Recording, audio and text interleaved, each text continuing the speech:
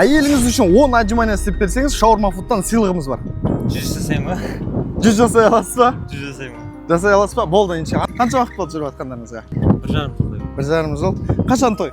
Той емес, иншалла ертең неке.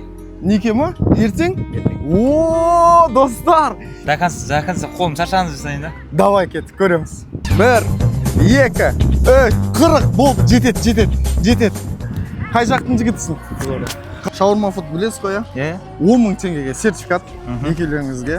Осы жақын жерде бар ма? Бар. Жақсы. Негізі.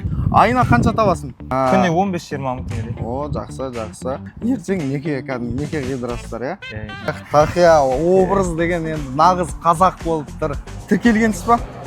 Shawarma Food'қа. Тіркелгенің үшін тағы да 5.000 теңгеге сертификат. Машалла, рахмет.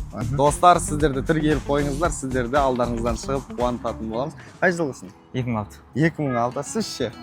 Үйленгеннен кейін жұбайыңыз, әйеліңіз шаршап келсе, тамақ жасайсыз ба? Е. Шаршап келіп тұрса, мен өзім жасаймын ғой. Мәссаға, қандай тамақтар жасай аласың? Мен өзім жасаймын, бірақ айтқам өзіме тамақ жасауды үйретші деп. Любой тамақ, бешбармаққа дейін басамыз ғой, иншалла шаршап келіп тұрса.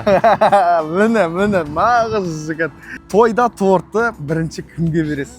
Анам ол, менің анам әйел адам ол. Маған бөтен адам болған екен, бірінші әйел адамға берген дұрыс деп ойлаймын. Өткен ол бөтен болған екен, басқа еркекке сеніп келіп тұр да. Сондықтан өмірін тапсырып сол адамға. Сіз қателеспеген екенсіз. Өте дұрыс адамды тапқан екенсіз.